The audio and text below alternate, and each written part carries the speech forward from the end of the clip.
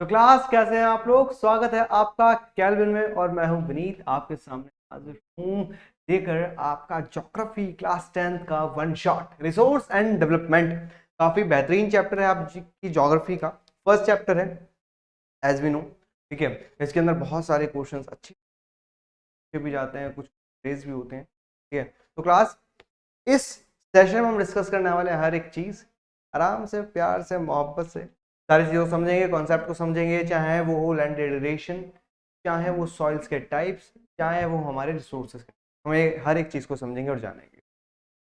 चलिए, अब भाई साहब सबसे पहले आपके सामने एक क्वेश्चन उठता है, व्हाट इज रिसोर्स। तो ये रिसोर्स है क्या? रिसोर्स है क्या? आप कहेंगे सर रिसोर्स होते हैं संसाधन। तो मेरे हिंदी की इंग्लिश की डिक्शनरी, इंग्लिश हिंदी में नहीं पूछ रहा हूँ मैं, नॉर्मल पूछ रहा हूँ रिसोर्स क्या है। ठीक, अगर हम बात करते हैं सिर्फ और सिर्फ रिसोर्स की, तो रिसोर्स होते हैं हर वो चीज जो हम यूज करते हैं, एवरीथिंग विच वी यूज। आप कहेंगे सर हर एक चीज जिसको हम यूज करते हैं। हाँ बेटा, आपके फोन, आपका कंप्यूटर, एयर, वाटर, लैंड, हर एक चीज जिसका हम यूज करते हैं वो हमारे लिए रिसोर्स है। पहला, सर सारी चीजें रिसोर्स कैसे हो सकती है? ये बहुत अच्छा क्वेश्चन है जो आपके माइंड में आए कि हर एक चीज रिसोर्स क्यों हो सकती है और कैसे हो सकती है। बेटा, हर वो चीज रिसोर्स होती है, हर वो चीज जो आपकी पहुंच में होती है, जब तक आप उस चीज का यूज कर सकते हो और आपकी रीच होती है। अगर आपकी उस रिसोर्स तक यानी उस सोर्स तक रीच नहीं है, then it is not a resource. अगर आप उस चीज को यूज नहीं कर सकते और आपकी रीच वहां तक नहीं है तो वो रिसोर्स नहीं है। जैसे इसका सिंपल सा एग्जांपल है बच्चा, आपने मेरा फोन लिया, आप कहोगे सर फोन दे दो आप, फोन तो रिसोर्स है। हाँ सर फोन रिसोर्स है, लेकिन वो फोन कब तक रिसोर्स है? जब तक का कोड पता ना हो। जब मतलब जब उसका कोड पता चल जाएगा तब वो रिसोर्स बनेगी, जब तक पता ना हो तो रिसोर्स नहीं है भाई। वो सिंपल सी बात है। इसका सिंपल सा सिनेरियो मैं ये कहता हूँ कि मैंने आपको फोन दे रखा है, आप कहोगे सर ये तो रिसोर्स है। तो वो रिसोर्स कैसे है?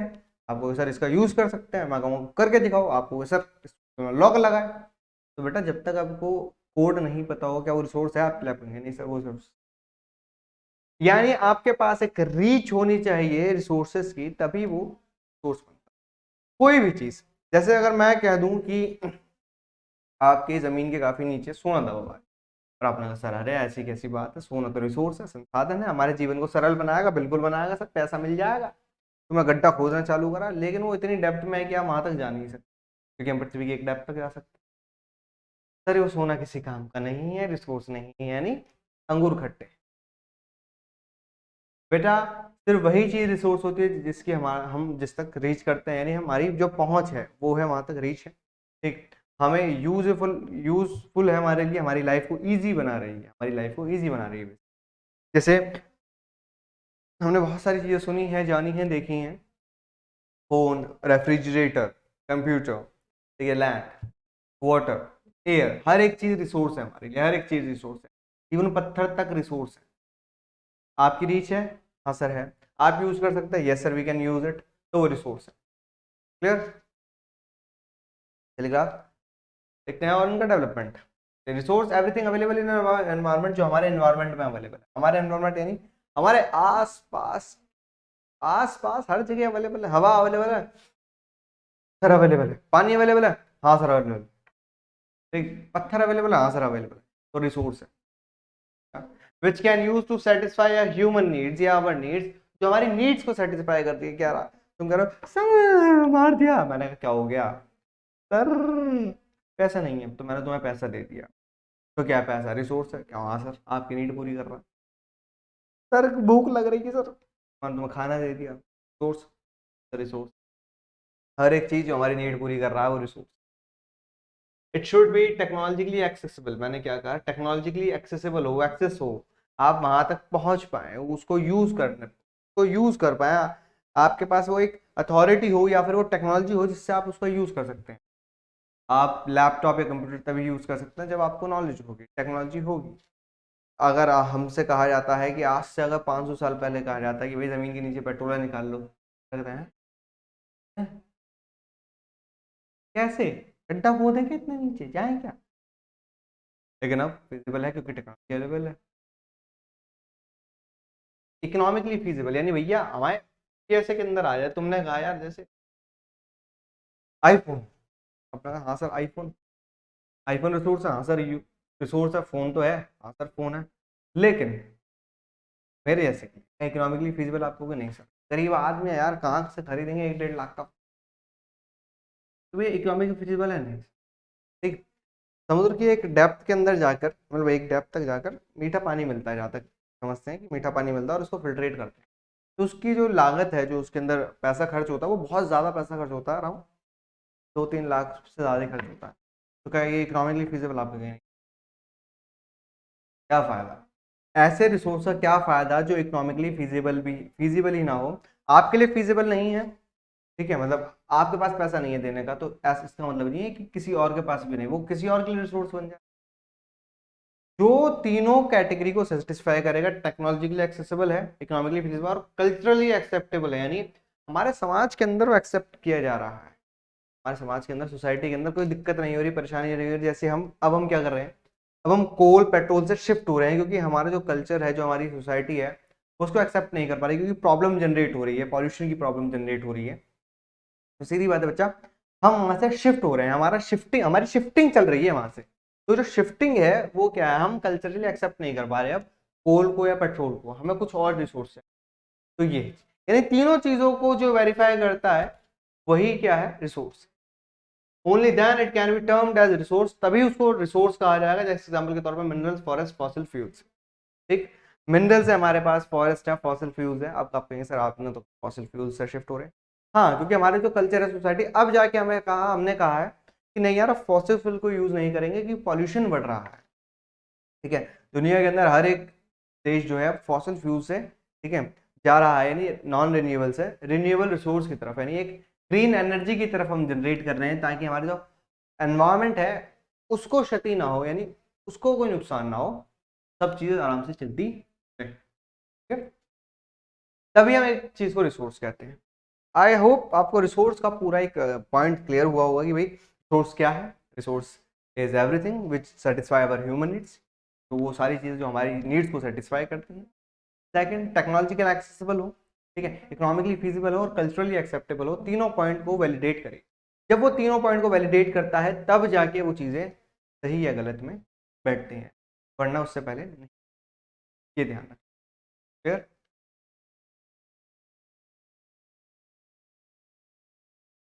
अब हम क्लासीफाई करते हैं अपने रिसोर्सेज को, हमने अलग अलग तरीके से रिसोर्सेज को क्लासीफाई कर रखा है। ठीक है, हमारी अर्थ है, अर्थ पे बहुत सारे रिसोर्स मिलते हैं, animals, air, oil, rocks, mineral, sun, soil, plants, gas, water, सब। एनिमल भी रिसोर्स होता, पता है ना भाई ये बात।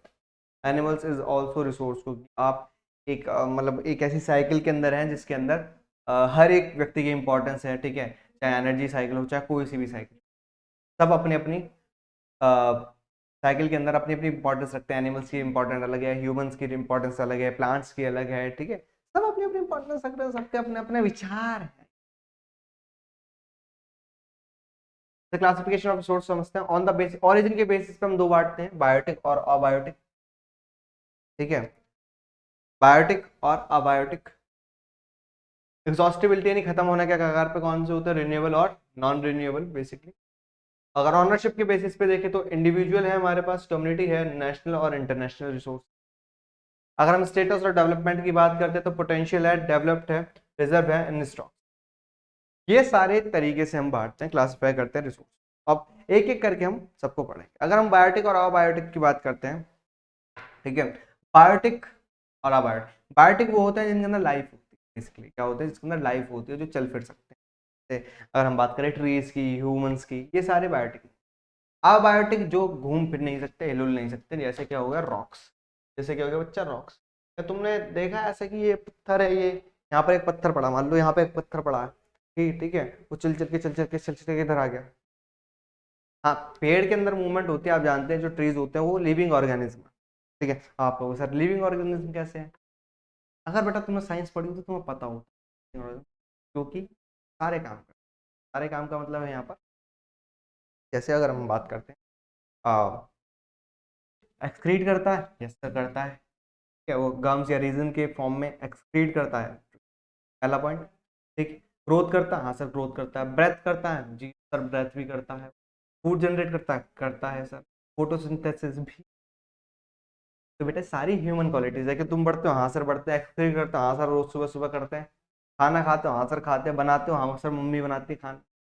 बस ये कि उसका किचन उसी की बॉडी में, हमारा किचन हमारी बॉडी में थोड़ी है, हमारा तो बाहर है, हमारा तो घर में पड़ा हुआ है। तो ये सारे रिसोर्सेज हैं, ये अलग अलग तरीके से हमने बांट रखे हैं। ऐसा नहीं है कि जो बायोटिक में आएगा वो रिन्यूएबल में नहीं आ सकता, ठीक है। अलग अलग क्वालिटी पे अगर आप कहेंगे ओरिजिन के बेसिस पे बांट दो तो हम बायोटिक का बायोटिक में बांट देंगे। अगर उसी चीज को हम कह रहे हैं कि भैया एग्जॉस्टिबिलिटी के आधार पे बांट दो तो हम इसमें बांट देंगे। अगर ऑनरशिप के आधार पे बांटना है तो इस तरीके से बांटेंगे, स्टेटस और डेवलपमेंट के तौर पर इस तरीके से बांटेंगे। चलिए, ओरिजिन के बेसिस पे हो गया, एग्जॉस्टिबिलिटी का देखते हैं। रिन्यूएबल रिसोर्सेज क्या है बच्चे? The resources which can be renewed और reproduce by physical chemical and mechanical process.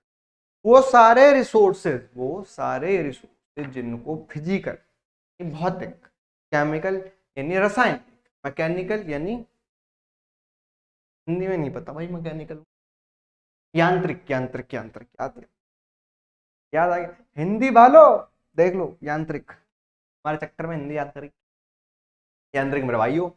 Mechanical process से उसको हम रीयूज कर सकते हैं, रिप्रोड्यूस कर सकते हैं, नोन एज रिन्यूएबल और replenishable resource. For example water, wild life, forest, solar energy, wind energy. आप कहेंगे sir water, yes, water is a renewable resource, आप उसको रीयूज कर सकते हैं, आप उसको दोबारा से उसकी ओरिजिनल फॉर्म में ला सकते हैं। ध्यान रखना मैं क्या करूं, वो ओरिजिनल फॉर्म, ओरिजिनल फॉर्म, ठीक है, जैसे था वैसे ही उसे उठा के बना सकते हैं और उसको हम पृथ्वी के अंदर यूज कर सकते हैं। फिजिकल प्रोसेस से क्या मतलब है? फिजिकल यानी हम खुद ही बनाया, जैसे मिट्टी है, मिट्टी को बना दिया, मिट्टी को दोबारा बना दिया, वैसे मिट्टी को बनने में टाइम लगता है, चिकनी मिट्टी होती है ना, उसको तोड़ा फोड़ा दोबारा बना दिया, इस तरीके से। ठीक, फिजिकल प्रोसेस यानी जिसके अंदर हमारा काम। केमिकल प्रोसेस हो गए, केमिकल्स का यूज किया जाता है, जब आप जानते हैं वाटर को जब प्योरीफाई किया जाता है केमिकल्स का यूज किया जाता है, ठीक है, केमिकल्स का यूज किया जाता है, ठीक है। फिर मैकेनिकल प्रोसेस यानी मशीनरी का यूज करके भी हम चीज़ों को बना सकते हैं, जैसे सोलर एनर्जी और विंड एनर्जी जो है वो मशीन को यूज करके हम उसका रीयूज कर सकते हैं, दोबारा यूज कर सकते हैं। आप जानते हैं हम धीरे धीरे सोलर एनर्जी और वाटर एनर्जी की तरफ, टाइडल एनर्जी, सोलर एनर्जी हो गई, टाइडल हो गई, विंड एनर्जी जो हो गई, इसकी तरफ हम बहुत तेजी से मूव कर रहे हैं और आने वाले कुछ सालों के अंदर, आने वाले 5 से 10 सालों के अंदर हम पूरी तरीके से सोलर, टाइडल और विंड एनर्जी पर डिपेंडेंट हो जाएंगे। यानी सीधी बात है बच्चा कि हम अब कोल और पेट्रोल से शिफ्ट हो रहे हैं, इंडिया बहुत तेजी से शिफ्ट हो रहा है और ये अच्छी बात है। रेप्लेनिशेबल, रेप्लेनिशेबल। अब आता है non renewable resources, the resources which one get exhausted can not be remade. भैया एक बार खत्म तो खत्म, ठीक है, एक बार खत्म तो खत्म, एक बार में हो गया तो हो गया। ऐसा नहीं है कि तुमने पेट्रोल डलवाया अपनी गाड़ी के अंदर तो तुमने वो साइलेंसर में एक पाइप लगाया और पाइप का धुआं दोबारा टंकी में डाल दिया, कह रहे नहीं जी यहाँ से धुआं निकलेगा, यहाँ से पेट्रोल बनेगा जी, यहाँ से धुआं डालेंगे यहाँ से पेट्रोल बन के निकलेगा जनाब। ऐसा नहीं, ऐसा होता तो तुम बस पूरे टैंक फुल करा देते जिंदगी में एक बार और पाइप लगा के उसी को चलाते रहते, वो साइकिल घूमती रहती। एक बार पेट्रोल जला, खत्म, खत्म, खलास, finish, okay tata bye bye, चल निकल ठीक, ठीक है। चाहे जियो और बहुत लंबा जियोलॉजिकल पीरियड टाइम है, यानी नेचर ही बना सकता है इसे, हम नहीं बना, ठीक है, नेचर ही बना सकता है। जैसे अगर फॉरेस्ट है, आपने देखा होगा बहुत सारे ऐसे पर्सन हैं जिन्होंने फॉरेस्ट को रीगेन करा है, कि अपने 30 साल लगा दी, जिंदगी 40 साल लगा दिए फॉरेस्ट को बनाने में, दोबारा से जहाँ पे 4 पेड़ थे वहां पे पूरा का पूरा दोबारा से फॉरेस्ट खड़ा कर दिया। तो आप फॉरेस्ट को दोबारा खड़ा कर सकते हैं, ठीक है, आप फॉरेस्टेशन की बात की जाती है, भाई पेड़ लगाए हैं, ठीक है। हम वाइल्ड लाइफ को प्रिजर्व कर सकते हैं, हम रिन्यू कर सकते हैं अगर हम चाहें तो, अगर हम अपने प्रोसेसेस छोड़ दें, मैकेनिकल प्रोसेस की सब इंडस्ट्रीज बंद कर दें, वाइल्ड लाइफ दोबारा से रिजॉइस हो सकती है, दोबारा से बन सकती है। इसका सबसे बड़ा एग्जांपल था जब लॉकडाउन लगा तो आपने देखा बहुत सारे जो जानवर थे या फिर बहुत सारे जो वाइल्ड लाइफ रिसोर्सेज थे, ठीक है, प्रोसेस थे, वो सब आए, फ्लोरा फोना फौना एकदम से बदल गया, एकदम से जज्बात बदल गए, हालात बदल गए, सब कुछ बदल गया भाई, ठीक है, समझ। लेकिन नॉन रिन्यूएबल के साथ ऐसा नहीं होता, इसको हजारों साल लगता है, लाखों साल लगता है। जैसे मिनरल्स, आपने सोना एक बार यूज कर दिया दोबारा बन पाएगा? नहीं सर, ऐसा होता तो हर घर में सोना बन रहा होता, ठीक है, इधर से आलू डालते, इधर से सोना निकालते, और हम झोला लेके पहुंच जाए। If you know, you know. चलिए, अब आती है फॉसिल फ्यूल्स की बारी। फॉसिल फ्यूल्स के अंदर आता है पेट्रोल, कोल्स। पेट्रोल और कोल्स जो हैं वो भी बहुत ज़्यादा टाइम लेते हैं। कोल के बारे में तो एक वो कहावत भी है ना, एक मतलब रिडल भी है कि आई एम ब्लैक, ठीक है, then turn into red and then turn into grey, what I am. मैं काला हूँ, फिर मैं लाल हूँ, फिर मैं ग्रे हूँ, मैं खत्म। कौन हूँ मैं? तुम हो कोयला, कोयला, कोयला। एक कसम से कोयला हो गई। कोयला का मतलब है बच्चा, एक बार जलाया, यूज होगा, आप उससे एनर्जी कंज्यूम करेंगे और कोयला खत्म। एक एनर्जी का तो लॉ भी कहता है कि भैया energy can neither be created nor be destroyed but it change from one two another form, एक से अनदर। यहाँ पे कोयला खत्म हो जाता है ना, एनर्जी, एनर्जी कहाँ खत्म हो रही? कोयला खत्म हो रहा है बेटा। ठीक, तुम तो कोयला फूकते रहोगे, तुम तो कोई एनर्जी आ रही है सर, फॉर्म ही तो चेंज हो रही है। उसका मतलब क्या है? कोयला फूकते रहे, पेट्रोल जलाते रहे, चाहते क्या हो तुम लोग? ठीक, इसलिए हमें इन रिसोर्सेज का थोड़ा रुक कर इस्तेमाल करना पड़ता है, थोड़ा सोच के। इसलिए हम सस्टेनेबल डेवलपमेंट की बात करते हैं कि भाई ये रिसोर्सेज वापस नहीं आएंगे, करोड़ों साल लगेगा यार बनने में। करोड़ों साल किसके पास है? तुम्हारे पास है। लाइफ एक्सपेक्टेंसी रेस ऑफ 62 साल है इंडिया के अंदर, 62 65 साल। सर 65, इस हिसाब से तो हमारे बच्चे के बच्चे के बच्चे के बच्चे पता नहीं कौन सी पीढ़ी आगे देखेगी, वो भी देख पाएगी नहीं देख पाएगी, इसका भी कोई वो नहीं है कि हाँ देख पाए नहीं को। ना ना ना गोरी है ना, कोई ऐसा नहीं है कि यहाँ पे देख लोगे तुम पेट्रोल, ना भाई ना, चलता रहेगा। और ये तो सोलर एनर्जी है, सोलर है, विंड एनर्जी है, ये टाइडल एनर्जी आप जानते हैं, जहाँ पे टाइड्स, हाई टाइड्स, लो टाइड्स बनते हैं वहाँ पर टरबाइन लगाई जाती है ताकि इलेक्ट्रिसिटी जनरेट हो सके। ठीक है, इसमें मैग्नेट बड़ी काम आती है, आप जानते हैं कि मैग्नेट से ही काम होता है सर। अगर हम ऑनरशिप की बात करें तो ऑनरशिप के अंदर आता है इंडिविजुअल रिसोर्स। जैसे कि अगर मैं बात करूँ फोन, ठीक, आपके पास फोन होगा या फिर मैं बता देता हूँ, फोन है मेरे पास, ठीक है, ये मेरा मेरा पर्सनल। आपके पास अपना पर्सनल बाबू सोना होगा, वो आपका पर्सनल है, मोहल्ले का तो नहीं। आपको बात तो सही कह रहे हो आप। ठीक, तो पर्सनल जो आपका बाबू सोना होता है या फिर आपका फोन है, तो ऐसा तो नहीं है तुम फोन पे बात करोगा हाँ कहाँ चल रहा है, ऐसा तो नहीं होता ना कभी कि भाई आपके पास फोन है तो मोहल्ला फोन कर रहा है, अरे यार उनका फोन आया होगा, बताइए क्या कह रहे थे। पागल भी है तू, पागल भी है भाई। तो इंडिविजुअल रिसोर्स क्या होते हैं? जो किसी एक ही व्यक्ति की, ठीक है, जिसके ऊपर ऑनरशिप एक ही पर्सन के ग्रुप ऑफ पर्सन का होता है। ठीक है, ग्रुप ऑफ पर्सन यानी भैया मेरे हैं, मेरे मतलब जैसे आपके दादाजी, आपके पिताजी और आप हो गए, तो ग्रुप ऑफ पर्सन। जैसे ओन बाय इंडिविजुअल्स, जैसे ओन लैंड हाउस, अपना मकान है, मकान अब तुम्हारा मकान है ऐसा, तो इसका मतलब ये नहीं है कोई भी बढ़ता चला जाता अरे कहाँ बनाए हो, ऐसा नहीं हो। आपका अपना है, कमाल करता पांडे। ठीक है, कम्युनिटी ऑन रिसोर्स कौन होते हैं? कम्युनिटी के on resource. Community own resource यानी जो कम्युनिटी चला रही है, जो बेसिकली कम्युनिटी फॉलो कर रही है, जैसे resources which are accessible to all the members of the community, for example parks, playgrounds. जैसे मान लीजिए कम्युनिटी हॉल जहाँ पर शादी होता है, ऐसा थोड़ी है जिसने कम्युनिटी हॉल बना वही शादी कर रहा है कि हर साल एक शादी, अरे कम्युनिटी हॉल बनवा शादी करेंगे, हर साल एक शादी भाई साहब, लोगों को खाना खिलाना है। पार्क जो बना हुआ है वहां पर क्या एक ही व्यक्ति घूमता रहता है कि नहीं हमारा पार्क है? तो तेरा तो घर में घूमना बे, ये कम्युनिटी का है, नहीं पूरा समाज का। ऐसा नहीं है कोई एक व्यक्ति अधिकार कर ले। जैसे तुमने एक लाइन सुनी होगी, ये गली क्या, जैसे गली में बच्चे करते हैं, गली किसकी है? तुम्हारा फादर साहब की है ना, वो समझ रहे हो, समझ रहे हो? वो जो शब्द बोला जाता है वो इसलिए बोला जाता है, बस सबकी है यार, साझा संपत्ति है, साझा साझी विरासत है। लाल किला साझी विरासत है, ऐसे तो नेशनल रिसोर्स में आ रहा, समझ लो। रोड, प्लेग्राउंड, कम्युनिटी हॉल, ऐसा नहीं है कोई एक व्यक्ति जाए, नहीं भैया यहाँ पे तो हम ही रहेंगे, यहाँ पे हम ही रहेंगे, कोई और नहीं आएगा। यहाँ पे अगर कोई आया तो आया जाएंगे भाई, नहीं आ सकता, वो कोई नहीं आ सकता, वो कोई नहीं आएगा यहाँ पर, हम ही खेलेंगे। अल्लाह है बात समझ। चलिए, अब आते हैं नेशनल रिसोर्स पे यानी राष्ट्रीय संसाधन पे। ये वो संसाधन होते हैं जो एक देश को बिलोंग करते हैं, एक नेशन को बिलोंग करते हैं, उसकी एक पर्टिकुलर टेरिटरी के अंदर होते हैं बेसिकली, ठीक है, टेरिटरी के अंदर होते हैं। उस टेरिटरी के अंदर मिलने वाले सारे रिसोर्स उस देश के होते हैं, यानी उस फिजिकल बाउंड्री के अंदर मिलने वाले वो सारे रिसोर्स उस देश के ही होते हैं। जैसे लाल किला आप आया, ऐसा थोड़ी है कि वो चचा आ जाएंगे जो बाइडेन और कहेंगे लाल किला हमारा, अब आ जाना, लाल किला तेरा, कल को कह देगा ताजमहल हमारे चाचा ने बनवाया था क्योंकि ये भी गोरा हम भी गोरे। कोई सेंस है इस बात की? नहीं ना। मान लो हमारे यहाँ के कानपुर के लोग कहते हैं अरे ये जो व्हाइट हाउस है ये हमने बनवाया था। मजदूर थे तुम लोग।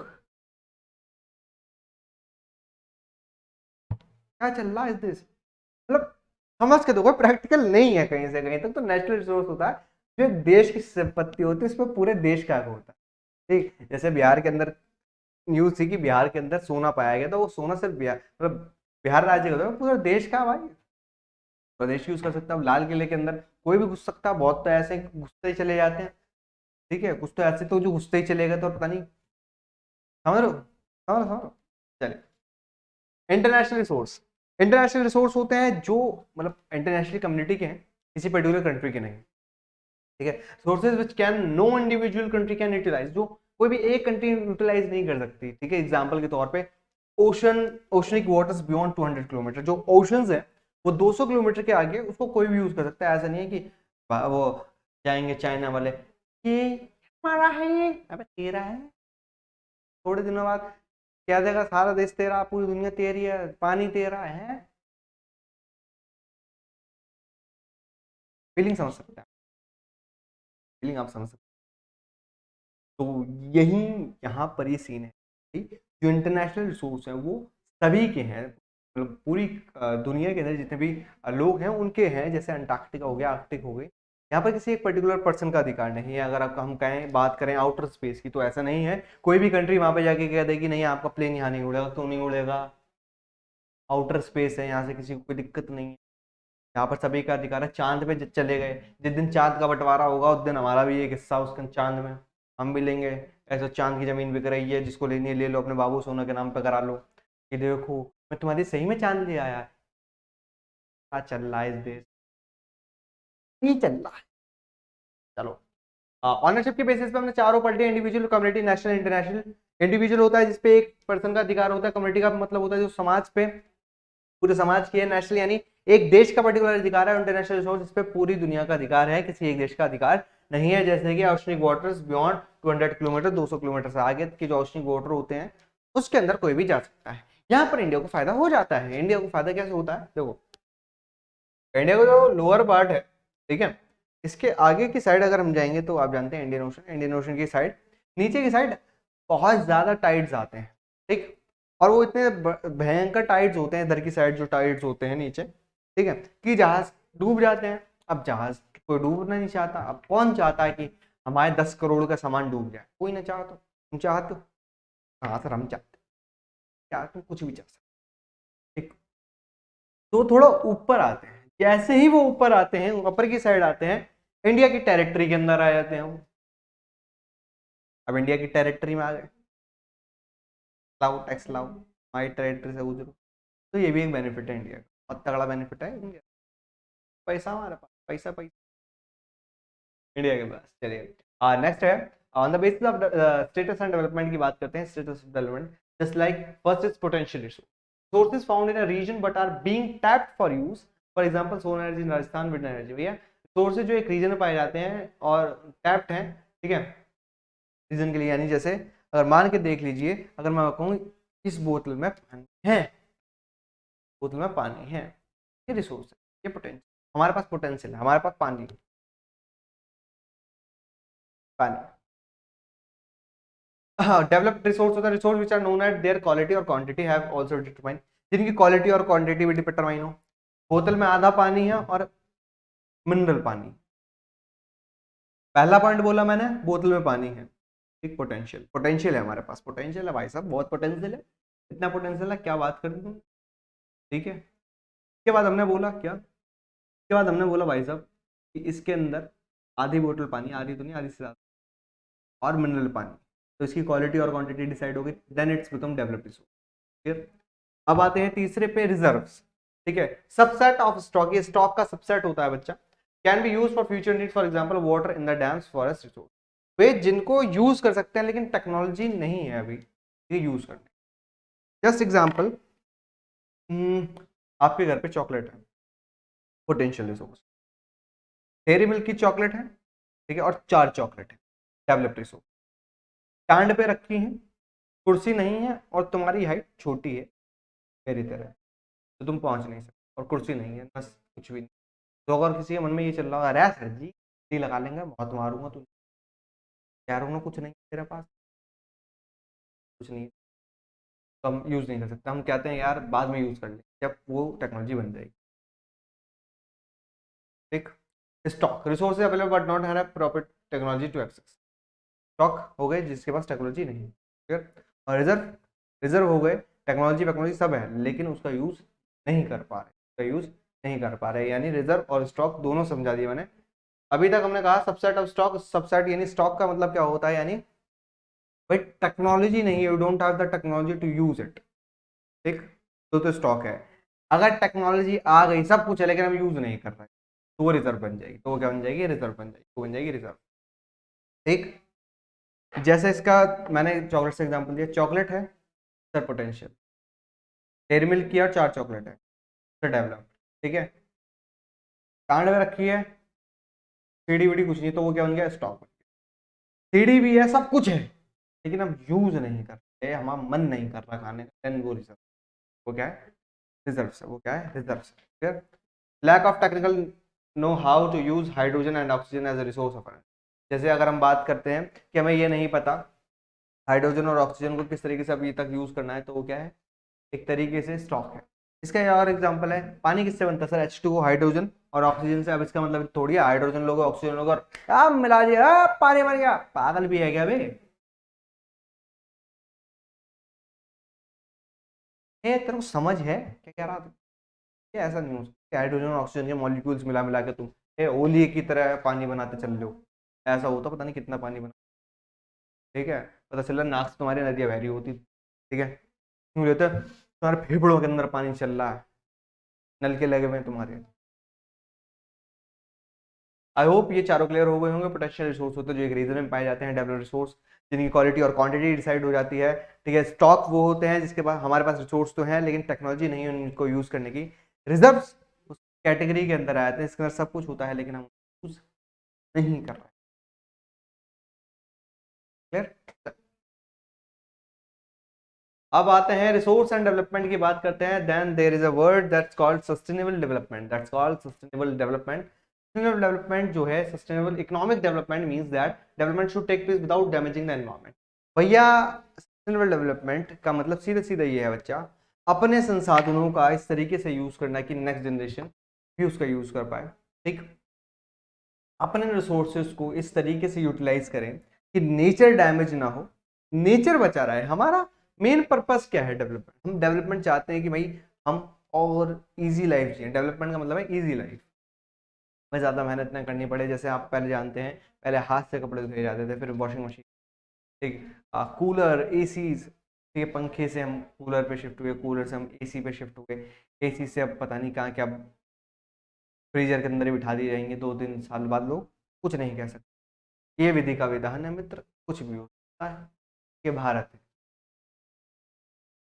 लेकिन किस समझना मेरे बच्चे, क्या ये पॉसिबिलिटी है कि इन्वायरमेंट को इसके अंदर नुकसान ना, सर है लेकिन बहुत कम पॉसिबिलिटी। आप एसी चलाते हैं, एसी के जो आउटर्स होते हैं, ठीक है, वो एग्जॉस्ट जो एयर है, जो गर्म हवा है, उसको बाहर निकालते हैं, जिसके कारण हमारे यहाँ पर जो टेम्परेचर है वो राइज होता है। टेम्परेचर राइज होता है, ये हम सभी जानते हैं कि जो आउटर्स हैं वो गर्म हवा फेंक, जो गर्म हवा है कहीं ना कहीं हमारे एनवायरनमेंट को डिग्रेड करती है। बहुत बड़े पैमाने पर ना करें लेकिन कम पे करें, ठीक है, लेकिन करती ज़रूर है, ठीक है। दूसरा अगर हम बात करते हैं क्लोरोफ्लोरोकार्बन की, वो भी इसके अंदर है। हम बात करते हैं जब इंडस्ट्रीज लगती है तो उससे जो निकलने वाला पॉल्यूशन है, जो पॉल्यूटेंट्स हैं, वो भी एयर और सबको पॉल्यूट, मतलब एयर को, वाटर को पोल्यूट करता है। थर्मल, हमने पॉल्यूशन के बारे में सुना, जो हम आगे पढ़ेंगे अभी नेक्स्ट क्लास, नेक्स्ट चैप्टर है जो आपका मैन्युफैक्चरिंग इंडस्ट्रीज है, उसके अंदर पॉल्यूशन की बात भी की। ये सारी चीज़ें होती हैं, तो हमें एनवायरनमेंट को देखते हुए अपने आप का डेवलपमेंट इस तरीके से करना है कि एनवायरनमेंट डैमेज ना हो। बेटा अगर एनवायरनमेंट डैमेज हो गया तो सीधी बात है कि कुछ भी नहीं बचेगा। हम नेचर की बदौलत है, नेचर हमारी बदौलत, हम नेचर की बदौलत है। अगर नेचर अपनी पे आया तो सब एक बार निपटा देगा एक ही बार में, बॉस वो निकलो। वो ये भी, वो तो बोलने भी नहीं देता है, वो तो पैकिंग भी नहीं करने देता हमें। हमें पैकिंग कर लेंगे यहाँ से, नहीं मान जा रहे हैं, ना ना ना, सीधा आएगा एक ही बार में, खत्म, चलो चलो चलो चलो सारे। और प्रकृति जो नेचर है, जो मदर नेचर है, किसी पे रहम नहीं दिखाती जब वो गुस्से में आती है। नेचर नेचर भी हमारी मदर की तरह है, हमारी माँ की तरह है कि वो कहती रहेगी मान जा पड़ जाएगा, मान जा पड़ जाएगा, मान जा पड़ जा। तुम नहीं मानते, फिर जब वो ढूंढती है ना, ओए कमल लाल करते। मदर नेचर भी ऐसी है, वो आपसे कहते हैं कि मान जाओ यार, पेड़ वेड़ मत काटो, इतने तुम्हारे लिए हैं, ठीक। नदियों के रुख को मत मोड़ो, डैम्स इतने मत बनाओ, ठीक, चीजें मत करो, मान जाओ यार, मान जाओ। तुम नहीं मानते, एक ही बार में सुनामी आती है, बाढ़ आती है, ठीक है, फिर क्लाउड बर्स्ट होता है, लैंडस्लाइड्स होती है, सारी चीजें एक ही बार में होती है और सारे फिर रो रहे होते हैं कि जी क्या हो गया, अरे क्या क्या हो गया। आप भी तो देखो कि आपने क्या करा है। आपने पहाड़ों पे से पेड़ काट दिए, जो पेड़ की रूट्स है वो सॉइल को पकड़ के रखती हैं ताकि वो कहीं ना जाए। तुमने पेड़ काट दिए, रूट्स ब्लॉक हो गई, तो लैंडस्लाइड ही होगा ना, और क्या हो, केक कटेगा वहां पे, ठीक है। आपने हर जगह जाके होटल खोल दिए, शिमला, दार्जिलिंग, देहरादून, यहाँ पर होटल खुले हुए हैं जहां पर आज तक मई जून के अंदर पंखे तो छोड़ो कुछ नहीं चलता था, लोग हीटर जलाते थे, वहां पे आज के टाइम पे एसी चल रहे हैं। हमने डिग्रेड किया भाई, मतलब हम का मतलब यहाँ पर मैं अकेला नहीं हूँ, हम सब हैं। Each and every person has degraded all the environment facilities which is provided by the nature. ये सब जानते हैं, नेचर ने हमें बहुत सारी फैसिलिटीज दी है, लेकिन नहीं, हमें तो वही चाहिए, हमें तो मैन मेड थिंग्स चाहिए, लो ले लो और क्या करोगे, यही होगा और क्या होगा। ये development in the present should not compromise with the needs of the future generation. भाई सीधी बात है कि गांधी जी कहते हैं resources are for our need not for our greed. जो हमारे रिसोर्सेज वो हमारी जरूरत के लिए, हमारी लालच के लिए नहीं है। लालच का यहाँ पर एक सेंस में और बताता हूँ। एक प्लेट, शादी पार्टी में आप जाते हैं, ठीक है, पार्टीज में गए हैं, आपने देखा होगा ये व्यक्ति आता, एक प्लेट लेता, इधर गुलाब जामुन रखेगा, इधर दही बल्ले रखेगा, इधर रखेगा पनीर, इधर रखेगा छोले, इधर रखेगा पापड़, इधर रखेगा अचार, इधर रखेगा चटनी, इधर रखेगा नान, ठीक है, और बीच में इधर की साइड दाल। चावल के अंदर वो एक कुआं सा बनाएगा, उसके अंदर डाल देगा चटनी, मतलब पनीर डाल देगा वो, ठीक है, और यूं लेकर नाच रहा हूँ, लेके आएगा, उसके अंदर 6 नान होती हैं, वो दूर से दिख जाता है। वो पहाड़ जो होता है ना, माउंट एवरेस्ट, वो दूर से दिखता आ रहा है भाई साहब। एक नान खाएगा, 2 नान खाएगा, बाकी सब फेंक देगा। जितने खाने की बर्बादी उस व्यक्ति ने कही है, शायद उतने खाने के अंदर 2 या 3 लोग और खाना खा, 2 या 3 लोग और खाना खा सकते थे, यानी अपने 3 लोगों के रिसोर्सेस बर्बाद किया। ये लगती तो कॉमेडी वाली सीन है कि भाई अरे हाँ हाँ हाँ उसने इतना खाना, लेकिन अगर हम सोच के देखो तो कितना फूड वेस्ट होता है इस चीज, कितने रिसोर्स हम वेस्ट करते हैं। जहां पर उस देश के अंदर जहां पर आधे से अरे ऐसे लोग हैं जिनको खाने को नहीं मिलता, अफ्रीकन कॉन्टिनेंट्स के अंदर लोग मिट्टी खाने के लिए मजबूर हो जाते हैं। तो की बात है, बट आपको रिसोर्स तरीके से यूटिलाइज करना, हमें ये सिचुएशन, ना हमें ना हमारी फ्यूचर जनरेशन, अगर ऐसी सिचुएशन फेस होती है तो बदल और बिगड़ वो कोई भी। Environment in the present should not be compromise needs of future. तो भैया नीड फ्यूचर की जो जनरेशन है उसको ध्यान में रखते हुए नहीं, तो use our resource in such a manner that next generation can also use them. हमारी नेक्स्ट जनरेशन में उसको यूज कर पाए, सारी चीज का ठेका आपने थोड़ी लिया है। मतलब हमने ये जो रिसोर्सेज हैं ये हमने अपनी मतलब फोर फादर से हेरिडेट नहीं किया है, ठीक है, हेरिडेटरी में नहीं लिए, ये हमने नेक्स्ट जनरेशन से लोन में लिए हैं, हर लिए हैं, और हमें इन्हें लौटाना है और अच्छे से लौटाना है, ज़्यादा अच्छे से। Land and important relief features, अगर लैंड इंपॉर्टेंट रिलीफ फीचर की बात करें तो प्लेन्स हमारे पास 43% है, माउंटेन 30% और प्लेट्यूज 27% है। ठीक, अगर हम देखें 4 दिन 7 8 9, ठीक है, मतलब 100% के अंदर ये तकरीबन होता है। ठीक है, क्लियर।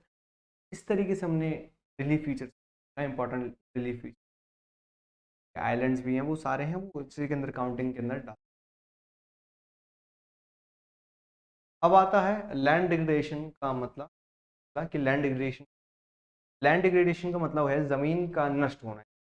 अपर पार्ट है जो ज़मीन होती है, हमारी भूमि होती है, कि उसको नष्ट होना और ख़राब होना। अगर वो ख़राब हो जाती है तो वहाँ पे कोई भी काम नहीं।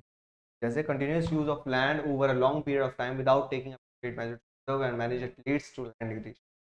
सीधी बात है, अगर बच्चा आपसे भी दिन रात काम कराया जाए, मेहनत कराई जाए, आपको रेस्ट ना दिया जाए, आप भी बौखला जाओगे, आप भी ऐसे सोते बुल्लू की तरह उठोगे, सो रहा।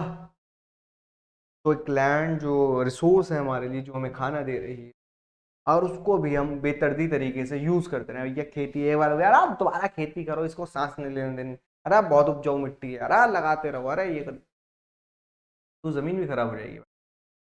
हर एक चीज का एक वैल्यू होती है, हर एक चीज लिमिट होती है। अगर आप उस लिमिट से एक्सीड कर जाओगे, वो चीज़ वहीं पर ख़त्म।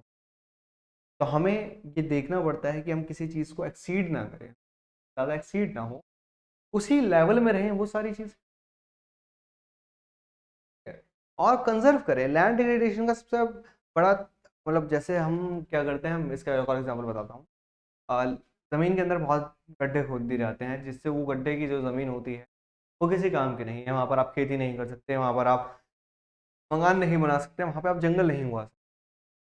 तो आप कहेंगे सर जंगल नहीं उगा सकते, ये क्या बातें कर रहे हैं। बहुत लोग ऐसे भी होते हैं जो ज़मीन खरीदते हैं, वहाँ पर जंगल यानी फॉरेस्ट को कंजर्व करते हैं। बहुत सारे ऐसे लोग हैं, मतलब अगर आप गूगल करेंगे तो बहुत सारे ऐसे लोग मिल जाएंगे फॉरेस्ट लगा, ताकि नेचर बैलेंस।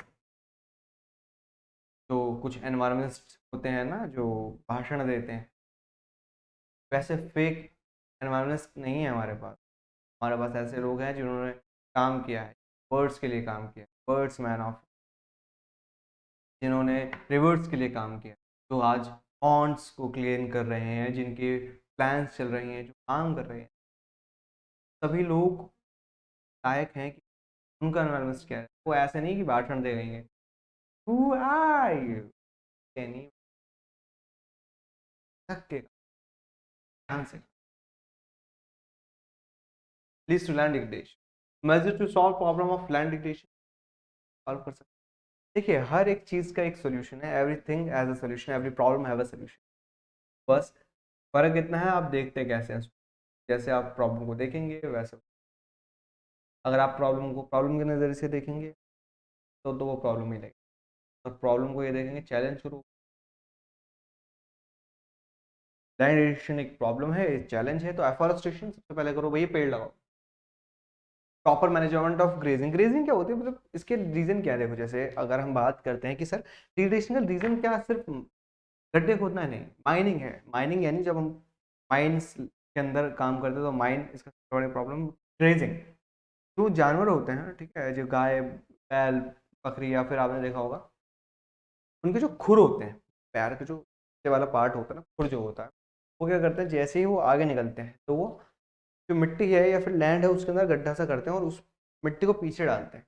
अगर एक ही जगह पर जानवरों को बार बार ग्रेस कराया जाए, चराया जाए, ठीक है, तो एक उनकी जो खुर है, ठीक है, उससे वो जो लैंड है वो डिग्रेड हो जाती है, क्योंकि वो बाहर निकल जाती है, ठीक है, मतलब टूट जाती है। दूसरा, ज़्यादा ग्रेजिंग से क्या है, वो जड़ें तक निकाल देते हैं, ठीक है, जिसके कारण वहाँ पे वो जो ज़मीन है वो खराब हो जाती है। जो ग्रास है वो जब रूट्स निकल जाएंगे उसकी, तो वो किसी काम की नहीं, वैसे खराब। तो हमारा काम क्या है कि फॉरेस्ट को लगाना, ठीक, प्रॉपर ग्रेजिंग मैनेजमेंट होगी, एक एरिया के अंदर ग्रेजिंग होगी, फिर दूसरे एरिया में जाए। ऐसा नहीं कि हर जगह ही गाय भैंसों को छोड़ दे, जाओ चरो। ग्रेजिंग मैनेजमेंट होना चाहिए। शेल्टर बेल्ट्स बनाई जाए, यानी जो आसपास का इलाका होता है, ठीक, वहाँ पर शेल्टर्स यानी जो पेड़ पौधे लगाए हैं, ताकि चीज़ें सही तरीके से चलती रहें। क्लियर। अब और चीज़ें जान लेते हैं। जैसे अगर हम ज़्यादा पानी यूज़ करें, मतलब एक ज़मीन पर अगर ज़्यादा पानी, तो मार्शी रीजन बन जाएगा, नहीं दलदली इलाका बन जाएगा, वो ज़मीन किसी काम की नहीं। ये सारी प्रॉब्लम्स हैं जिसका सोल्यूशन यही है कि आप पहले तो पेड़ लगाएं। पेड़ से क्या होगा, वो ज़मीन बची रहेगी, उस पे होल्डिंग कैपेसिटी बढ़ जाएगी। दूसरा, ग्रेजिंग का प्रॉपर मैनेजमेंट हो कि भाई जानवर सही से चले। शेल्टर वेल्स बनाए जाए, ठीक है। Sand dunes, stabilisation of sand dunes by growing thorny bushes. Sand dunes क्या होते हैं, आपने 9th क्लास के अंदर ध्यान से पढ़ा होगा। सैंड ड्यून्स कुछ प्रकार के अर्धचंद्राकार टीले होते हैं जो रेत के बने होते हैं। और सैंड ड्यून्स की खासियत क्या होती है, रेत के बने होते हैं, तो जैसे ही हवा चलती है, जैसे हवा चलेगी तो यहाँ छोड़ के यहाँ एक जगह से दूसरी जगह, यानी ये अपनी जगह बदलते हैं। जैसे बहुत लोग आपकी जिंदगी क्या बोलती है, फिर चलिए। तो इनके ऊपर अगर हम थॉर्नी बुशेस लगाएं, थॉर्नी बुशेस का मतलब है कि झाड़ियाँ लगाएं, कटीले पेड़ लगाएं, जो वहाँ की प्रॉपर जो एग्रीकल्चरल या वेजिटेशन है, बेसिक जो वहाँ की वेजिटेशन है, अगर वहाँ पर वो यूज़ की जाए तो वो चीज़ों को रोक के चले। कंट्रोल ऑफ माइनिंग, माइनिंग पे कंट्रोल किया जाए। एक्टिविटीज़ अवॉइड ओवर इरिगेशन, ज़्यादा पानी यूज़ ना करें। ओवर यूज़ ऑफ फर्टिलाइजर और पेस्टिसाइड्स भी इसका एक बहुत बड़ा रीज़न है, क्योंकि हम केमिकल्स का यूज़ इतना ज़्यादा कर देते हैं कि ज़मीन खराब हो जाती है, उसकी फर्टिलाइजेशन पावर जीरो हो जाती है, ठीक है। जैसे आपने बहुत बार देखा होगा, जो बॉडी बिल्डर्स होते हैं जो एस्ट्रॉइड्स लेते हैं या बाकी चीज़ें लेते हैं, उनकी बॉडी एकदम खत्म क्यों हो जाती है कि भाई एक होता है नेचर नेचुरल, एक होती है नेचुरल, एक होती है फिल्टर वाली। समझ लो डिफरेंस, समझदार बहुत हो तुम।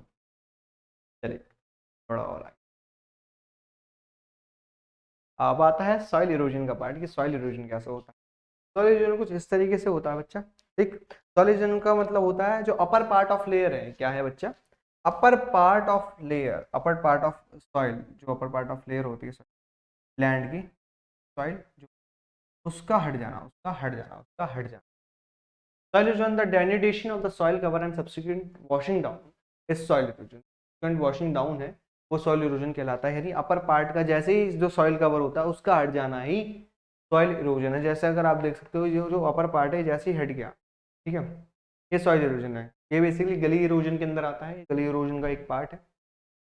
soil erosion दो तरीके से होते हैं, एक होता है sheet erosion, एक होता है गली erosion। गलियां बनाई जाती हैं, गलियां तेरी गलियां। इसके अंदर ह्यूमन एक्टिविटीज होती है, जैसे deforestation, overgrazing, construction, mining, defective method of farming. Way defective method कैसे भैया, खेत का अगर कभी आप गांव गए हो तो गांव के अंदर ना इस तरीके से खेत की जुताई होती है, या ट्रैक्टर इस तरीके से चलता है, ठीक है। और मान के देखो तुम यूं चलाओ ट्रैक्टर, ये क्या जमीन खराब कर दी तुमने, किसी काम की नहीं जमीन, सॉइल ऊपर की हट गई। हम क्या चाहते हैं कि सॉइल जो है वो इस तरीके से नहीं मूवमेंट होगी, जो ऊपर अपर सॉइल है वो नीचे जाए और नीचे वाली सॉइल ऊपर आए। जैसे ये चलता रहेगा तो सॉइल उपजाऊ बनी रहेगी, नहीं फर्टिलिटी पावर उसकी रहेगी। जैसे सॉइल नीचे जाती है वो फर्टिलिटी पावर लेके और ऊपर आती है। हाँ अब आ गया हूँ मैं, जैसे डार्क नाइट के अंदर आता ना बैटमैन, ये डार्क नाइट राइजेस के अंदर वो आता है, कुएं के अंदर फेंक दिया जाता, फिर आता है अब मैं और मजबूत, वो वाला सी, ठीक।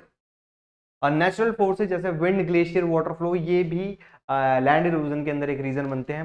विंड से जैसे हमने बात की थी सैंड ड्यून्स, सैंड ड्यून्स के अंदर क्या हो रहा है, विंड इरोजन, यानी हवा लेके चल रही है, हवा के साथ साथ हवा के संग संग मिट्टी निकल जाती है। पानी क्या करता है, पानी, आपने कभी घर पे सीढ़ियों पे पानी डाला है, स्टेयर्स को धोया है, अगर आपने कभी स्टेयर्स को धोया हो या फिर फ्लोर की सफाई की हो, आपको एक चीज बताता हूँ, जैसे ही अपना आप फ्लोर पे जैसे पानी डालते हैं तो पानी के ऊपर एक हल्की सी लेयर सी आ जाती है, ठीक है, डस्ट की, डस्ट की क्लियर हो जाती है। या फिर इसका एक और बड़े तरीका बताता हूँ, जैसे ही आप सीढ़ी पे पानी डालते हैं तो मिट्टी बहने लगती, जो मिट्टी है ना वो बहती है जैसे ही, ठीक है, वही एक, वही मतलब सेम वही प्रोसेस यहाँ पर भी फॉलो होता है, ठीक है। लेकिन सीढ़ी यानी जो स्टेयर्स होते हैं, जो टेरेस लाइक फीचर जो होते हैं, ठीक है, जो स्टेयर्स होती हैं हमारे पास, ठीक है, उसके अंदर एक खास बात होती है बच्चा, ठीक है।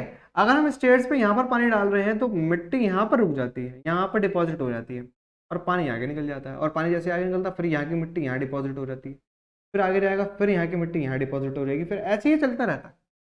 तो इसलिए हम कहते हैं कि हमें टेरेस कल्टीवेशन करनी चाहिए या फिर हम स्टेप फार्मिंग मेथड यूज करें, क्योंकि उससे क्या होगा, जो मतलब माउंटेन हिली एरियाज के अंदर बेसिकली किया जाता है, ठीक है, दार्जिलिंग के अंदर अगर आप प्लांटेशन फार्मिंग देखेंगे तो इसी से होती है।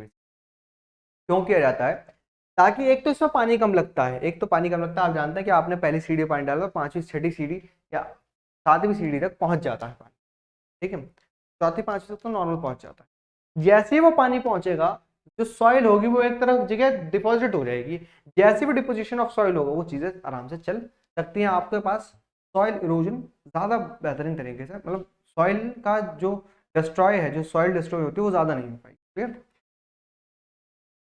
क्लियर। तो ये थे हमारे पास रीजंस के इरोजन के रीजंस क्या है, अगर रीजंस पूछे ये है आपके पास। अब टाइप्स क्या क्या है, टाइप्स क्या है, एक होता है गली इरोजन, मैंने आपको अभी गली इरोजन दिखाया।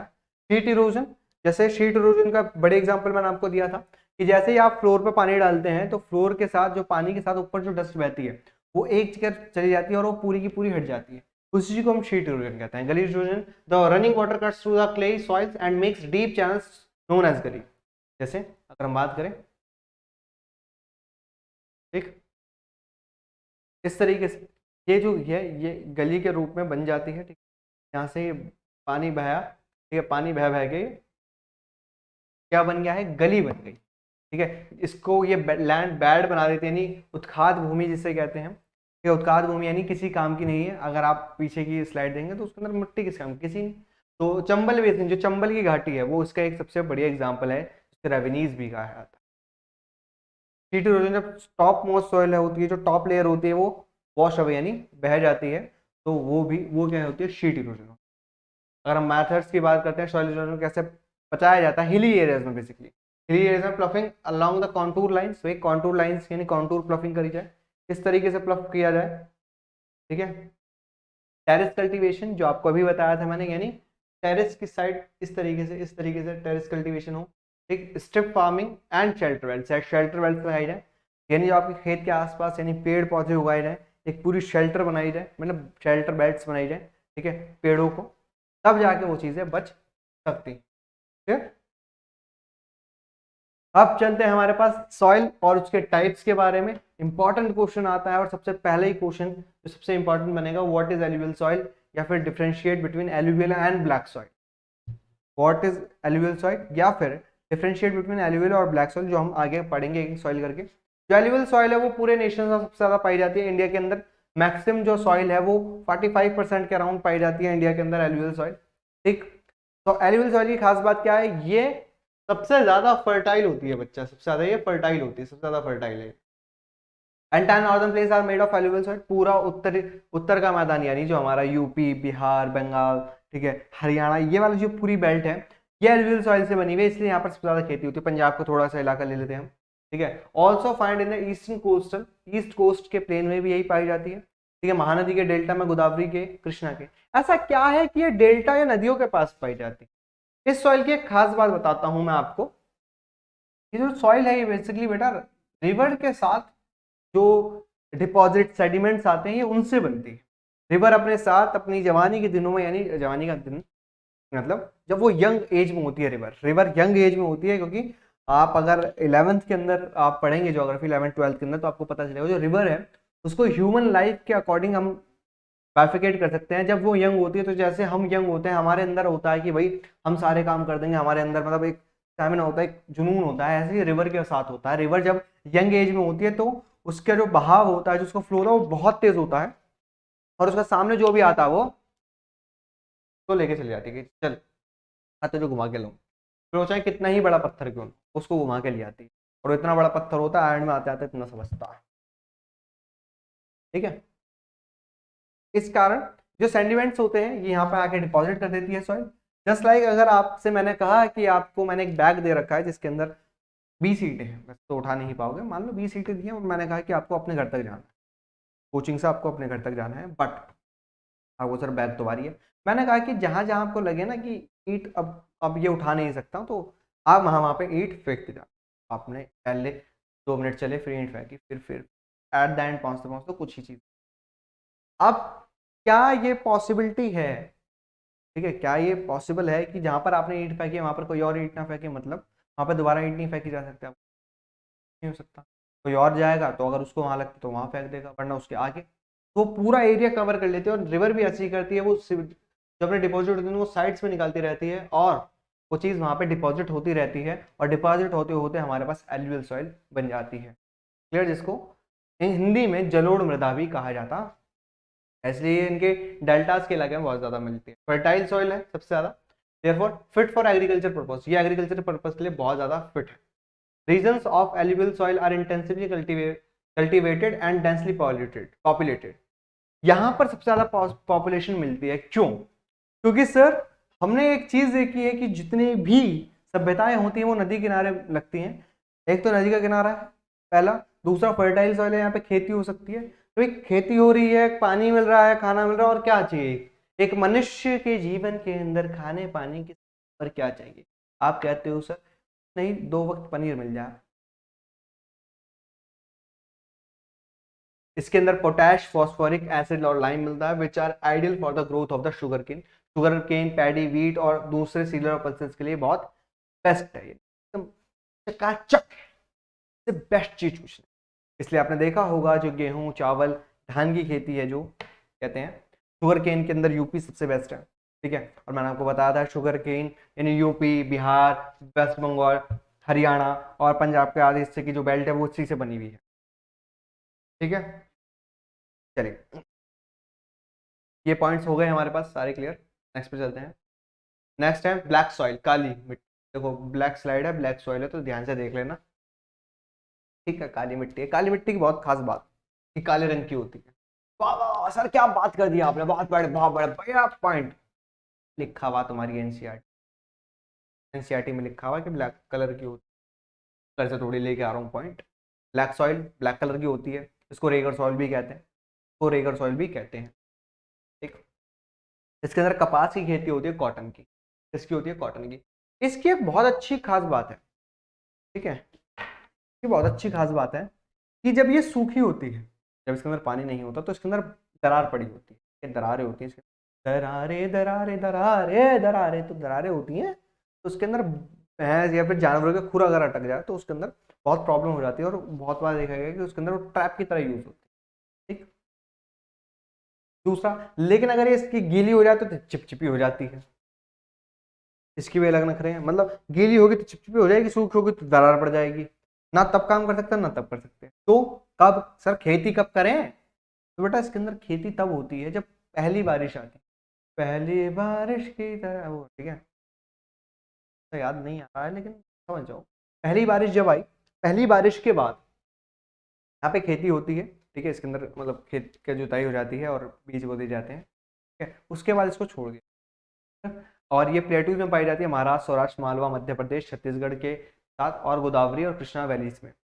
ये एक्सट्रीमली फाइन है, मतलब बहुत महीन होती है। क्लेई मटेरियल है इसका, well known for their capacity to hold moisture को होल्ड करती है। कैल्शियम कार्बोनेट, मैग्नीशियम, पोटैश और लाइम इसके अंदर पाए जाते हैं। फिर आपकी जो न्यू एनसीईआरटी अपडेट हुई है उसके अंदर ये वाला पॉइंट दे रखा है। ठीक है, ठीक है, we can see the huge cracks when it is dry and it is become sticky when it is wet. ये पॉइंट आपका एनसीईआरटी में इंक्लूड कर दिया है। ब्लैक सॉइल का पॉइंट देखेंगे, आपकी एनसीईआरटी बुक निकालेंगे, सब ब्लैक सॉइल में जाएगी, पैराग्राफ में सबसे लास्ट में पॉइंट दे रखा है। क्लियर, और ये मैंने आपको समझा भी। नेक्स्ट है रेड एंड येलो सॉइल, लाल और पीली मृदा। लाल पीली मृदा, ठीक है, लाल पीली मृदा, इसको हम याद करते हैं आयरन मैन से। आयरन मैन का आपने सूट देखा है, रेड होता है और बीच में येलो होता है, मास्क में येलो या गोल्डन होता है। ठीक, सेम जैसे आयरन मैन के पास रेड और येलो सॉइल सूट था, ऐसे रेड और येलो के पास होगा आयरन मैन में आयरन। ठीक है, आयरन के रेशन मिलते हैं इसके अंदर। ठीक है, छोटे छोटे मिलते हैं आयरन, आयरन की वजह से इसका कलर ये होता है। ठीक है, found in areas, low rainfall के एरियाज में मिलते हैं, जैसे ईस्टर्न और साउदर्न पार्ट है डेक्कन प्लेट्यू के, दक्कन के पठार के जो ईस्टर्न और वेस्टर्न साइड्स हैं, साउथ से सॉरी ईस्टर्न और साउदर्न पार्ट। ये Orissa, Chhattisgarh, southern parts of middle Ganga plain, piedmont zone में मिलते हैं। वेस्टर्न घाट्स के पिडमेंट जोन कौन होता है? जहाँ पे कम बारिश होती है। ठीक है, यहाँ पे बादल है तो ये वाला पिडमेंट जोन हो जाता है। ठीक, यहाँ बारिश हो रही है, ये पिडमेंट जोन बन चुका है।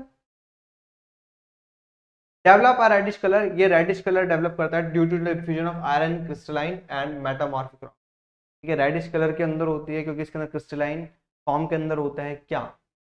आयरन, लोहा, लंगड़ लोहा होता है इसके अंदर, आयरन क्रिस्टलाइन मेटामॉर्फिक रॉक्स होते हैं, इसलिए रेडिश होते हैं। लेकिन जैसे ही इस पे पानी पड़ता है, जैसे ही ये ठीक है वेट होती है, जैसे ये हाइड्रेटेड होती है, it become yellow when it in hydrated form, yellow हो जाती है जब ये हाइड्रेटेड होती है। हाइड्रेटेड यानी इसके अंदर पानी पड़ा और इसने रंग बदला, रंग बदलता है ये, रंग बदल रही है, रंग तो उसने भी बदले थे। ठीक, लेटराइट सॉइल, लेट है राइट, लेट की राइट। लेटराइट सॉइल है डेवलप्स इन एरिया, एक ऐसे एरिया में डेवलप होती है जहाँ पे टेम्परेचर हाई होता है। क्या है? हाई टेम्परेचर है बच्चा, और हैवी रेनफॉल, रेनफॉल हैवी होती है। जैसे कर्नाटका, केरला, तमिलनाडु, मध्य प्रदेश और उड़ीसा के हिली एरियाज में, असम में पाई। ये किसके लिए? मैन्योर्स और फर्टिलाइजर्स के लिए बेस्ट है। ठीक है, लो ह्यूमस है। ठीक है, लो ह्यूमस पाया जाता है कंटेंट है, क्योंकि इसके अंदर डिकम्पोजर्स होते हैं बैक्टीरिया जो डिस्ट्रॉय हो जाते हैं due to the high temperature. High temperature के कारण इसके अंदर वो बैक्टीरिया मर जाते हैं, जिससे इसके अंदर फर्टिलाइजेशन पावर थोड़ी कम हो जाती है और ह्यूमस कम हो जाती है। ह्यूमस कम हो जाती है, ह्यूमस कम हो जाती है।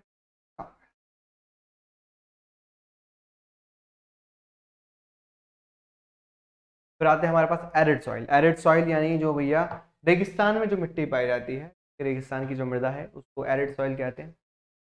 ये वेस्टर्न राजस्थान पार्ट में पाई जाती है, लेकिन यहाँ पर प्रॉपर इरिगेशन के बाद ये कल्टीवेबल है। जैसे आप जानते हैं राजस्थान के अंदर जो हमारा ईस्टर्न पार्ट है, ईस्टर्न जो राजस्थान पार्ट है, ठीक है, ईस्ट नॉर्थ साउथ हम बात करें तो ये वाला जो पार्ट है राजस्थान का, ये वाला, ठीक, इस वाले पार्ट, इस वाले पार्ट के अंदर जहाँ पर नदियाँ बहती हैं, तो यहाँ पर नदियों का जाल बिछाया गया है। इंदिरा गांधी नहर परियोजना भी चलाई गई है ताकि यहाँ पर खेती हो सके। आपको यकीन नहीं होगा कि राजस्थान के अंदर भी कुछ जगह पर चावल की खेती तक हो जाती है because of proper irrigation system. ठीक, इस चीज़ को अगर आपको पढ़ना है तो आपको अराउंड 12th क्लास के एनसीईआरटी को पढ़ना पड़ेगा। 12th क्लास के एनसीईआरटी के अंदर नहर परियोजना के बारे में दे रखा है, 12th और 11th। ठीक है, जहाँ तक मेरे को ध्यान है आपको ये पढ़ना पड़ेगा, और है भी उसके अंदर कि भाई इंदिरा गांधी नहर परियोजना चली और उससे राजस्थान के अंदर बहुत ज़्यादा खेती का वो स्ट्रॉन्ग हो चुका। ठीक है, ये बहुत सूखी होती है क्योंकि टाइम में ड्राई होता है। ठीक है, हवा के अंदर मॉइस्चर होता नहीं है, तो उसके अंदर अगर जैसे ही मॉइस्चर पड़ता है ये उसको उड़ा देगा, ये पानी पड़ते ही उसको गायब कर। हाई टेम्परेचर है जो इवेपोरेशन को फास्ट करता है। सॉल्ट के अंदर salt content is very high, salt बहुत ज़्यादा होता है। Common salt is obtain bye evaporating the water. ठीक है, वाटर को इवेपोरेट करके कॉमन सॉल्ट मिल जाता है, NaCl जिसे कहते हैं, सोडियम क्लोराइड कहते हैं। अब समझ के देखो, सारी चीज़ें मिल रही हैं हमें, नमक मिल रहा है इसमें। सलाइन इन नेचर होती है, कैसी होती है? सलाइन इन नेचर, ये ध्यान रखना भाई। अगर आप तैयारी भी कर रहे हैं यूपीएससी की तो ध्यान रखना, सलाइन इन नेचर है, इसका मतलब ये नहीं है घर के अंदर नमक खत्म हो गया तो इसी को उठा के थोड़ा यूं यूं, मम्मी नमक कम आ रहा है, मिट्टी है, हफ्ते बत्ते चले जाएंगे। आज को मिट्टी डालिए, कल को पसीना डाल, तुम्हारा क्या, कुछ भी कर सकते। नेक्स्ट है फॉरेस्ट साइड। ये हिली और माउंटेन एरियाज में पाई जाती है, जहाँ वेयर सफिशिएंट रेन फॉरेस्ट मिलते हैं, रेन फॉरेस्ट अवेलेबल होते हैं। इसके अंदर इसके जो फीचर है वो डिफर करते हैं, यानी पहाड़ से पहाड़, जैसे एक पहाड़ से दूसरे पहाड़ गए, दूसरे पहाड़ से दूसरे पहाड़ गए, तो वहाँ पे वेरी करेगा क्योंकि पहाड़ों की हाइट वेरी करती है, और वेरिएशन ऑफ एल्टीट्यूड के कारण यहाँ पर जो फॉर्मेशन ऑफ सॉइल है वो भी वेरी करती है। इसके अंदर लोमी सिल्टी वैली साइड में मिलती है। कोरस, लोमी का मतलब होता है दोमट, दोमट और सिल्टी मतलब होता है दोमट और चिकनी मिट्टी एक टाइप, दोमट है। And course granite in the upper slopes, और कोर्स ग्रेन्ड है अपर स्लोप यानी ऊपरी पहाड़ की साइड, ऊपरी स्लोप्स की साइड। ठीक, soil in the lower parts of the valleys particularly on the river terrace are alluvial fans are fertile. तो आप बेसिकली कहाँ पे देखेंगे? लोअर पार्ट्स के अंदर देखेंगे वैलीज के, यानी जो घाटी का जो निचला इलाका है वहाँ पर रिवर के जो टेरेस है, रिवर की टेरेस यानी जो इस तरीके से, जैसे मान लो यहाँ पर रिवर बह रही है, रिवर्स का एरिया है, ये वाला जो पार्ट है यहाँ पर आप देखेंगे मिट्टी, यहाँ पर जो मिट्टी होती है वो थोड़ी उपजाऊ ज़्यादा होती है। जैसे अगर आप गंगा का प्लेन देखेंगे तो गंगा जब इलाहाबाद के अंदर है, जहाँ पे प्रयागराज, सॉरी, ठीक है, प्रयागराज के अंदर जहाँ बह रही है गंगा, साइड के अंदर आप देखेंगे तो जो मिट्टी है, जो रेत है, वो थोड़ी ज़्यादा उपजाऊ है, वो उपजाऊ ज़्यादा है दूसरों के मुकाबले। वो जो मिट्टी है वो उसके अंदर आप खेती ज़्यादा अच्छे से कर सकते हैं। ठीक है, और यहीं पर एल्यूवियल है, एल्यूवियल फैंस है और फर्टाइल है, क्योंकि नदी बह रही है और नदी के बहने के कारण यहाँ पर लेक्चर। और आई होप आपको ये सारा चैप्टर समझ आया होगा और यहाँ पर हमारा चीज़ें एंड होती हैं क्लास। तो मिलेंगे आपसे नेक्स्ट लेक्चर के अंदर, और अगर आपको अपने डाउट्स क्लियर तो क्लास मिलते हैं नेक्स्ट लेक्चर में। तब तक के लिए okay, tata bye bye, love you too, take care.